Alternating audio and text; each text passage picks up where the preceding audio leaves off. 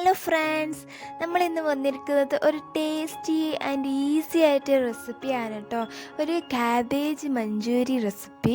അതായത് നമ്മൾ ഗോബി മഞ്ചൂരി കഴിച്ചിട്ടുണ്ട്, നമ്മൾ ക്യാബേജിനെ കൊണ്ട് മഞ്ചൂരി അങ്ങനെ കഴിച്ചിട്ടുണ്ടാവില്ലല്ലോ. അപ്പോൾ ഇതാ ആ റെസിപ്പി കണ്ടോളൂ കേട്ടോ. അതിന് വേണ്ടിയിട്ട് ഒരു ക്യാബേജ് ചെറുങ്ങനെ കുനുകുനാന്ന് അരിഞ്ഞ് വെക്കാം. ഇനി അത് ഒരു ബൗളിലേക്ക് ഇട്ട് കൊടുക്കാം. പിന്നെ ഈ ചാനൽ ആദ്യമായിട്ട് കാണുന്നതാണെങ്കിൽ ഒന്ന് സബ്സ്ക്രൈബ് ചെയ്തേക്കണേ. ഇനി ഈ ക്യാബേജിലേക്ക് ഒരു കപ്പ് മൈദപ്പൊടി ഇട്ട് കൊടുക്കാം. ഇനി അതിലേക്ക് ആവശ്യത്തിന് ഉപ്പ് ചേർത്ത് കൊടുക്കാം. പിന്നെ ഒരു കപ്പ് കോൺഫ്ലവറും കൂടി ചേർത്ത് കൊടുക്കാം.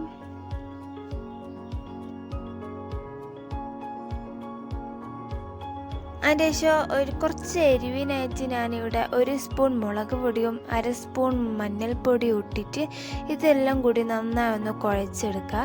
ഇനി ഒരു പാനിലേക്ക് കുറച്ച് വെളിച്ചെണ്ണ ഇട്ടിട്ട് നല്ലൊരു ചെറിയ ബോൾസ് ആക്കിയിട്ട് നമുക്കിതൊന്ന് ഫ്രൈ ചെയ്തെടുക്കാം കേട്ടോ.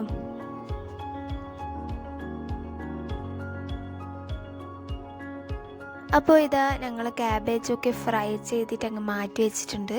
ഇനി ഒരു കടായിലേക്ക് കുറച്ച് വെളിച്ചെണ്ണ ഒഴിച്ചു കൊടുക്കുക. ഇനി അതിലേക്ക് ഒരു 5-6 ഇല വെളുത്തുള്ളി ചെറുതായിട്ട് അരിഞ്ഞൊന്ന് മൂപ്പിച്ചെടുത്തു. ഇനി ഇതിലേക്ക് ഉള്ളിയും പച്ചമുളകും ഇട്ടെടുക്കുക. ഞാനിപ്പോൾ എടുത്തത് ഒരു 3-4 ചെറിയ ഉള്ളിയാണ് കേട്ടോ. അതങ്ങ് ഇട്ടുകൊടുത്തതിന് ശേഷം ആവശ്യത്തിന് ഉപ്പും കൂടി ഇട്ട് നന്നായി ഒന്ന് വഴറ്റി കൊടുക്കാം. ഒരു ബ്രൗൺ കളർ ആകുമ്പോൾ അതിലേക്ക് നമുക്ക് ഒരു ക്യാപ്സിക്കം ഇട്ടിട്ട് നന്നായി ഒന്ന് മിക്സ് ചെയ്ത് കൊടുക്കുക. ഇനി ഇതിലേക്ക് നമുക്ക് സോസ് ആഡ് ആക്കണം. അപ്പോൾ അതിന് ഞാനിതാ soya sauce, tomato sauce add ആക്കിയിട്ടുണ്ട്. പിന്നെ മസാലയായിട്ട് പെപ്പർ പൗഡർ, 1/2 ടീസ്പൂൺ ഗരം മസാലയും കൂടി ഇട്ടിട്ട് നന്നായി ഒന്ന് മിക്സ് ചെയ്ത് കൊടുക്കാം കേട്ടോ.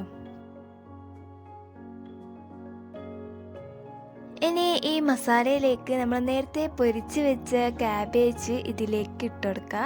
ഇനി കുറച്ച് മല്ലിച്ചപ്പ് ഇട്ടതിന് ശേഷം ഒന്ന് നന്നായി ഒന്ന് എല്ലാം കൂടി ചേർത്ത് മിക്സ് ചെയ്താൽ നമ്മൾ ഗോബി മഞ്ചൂരിയനെ പോലത്തെ ക്യാബേജ് മഞ്ചൂരിയൻ റെഡിയാണ് കേട്ടോ.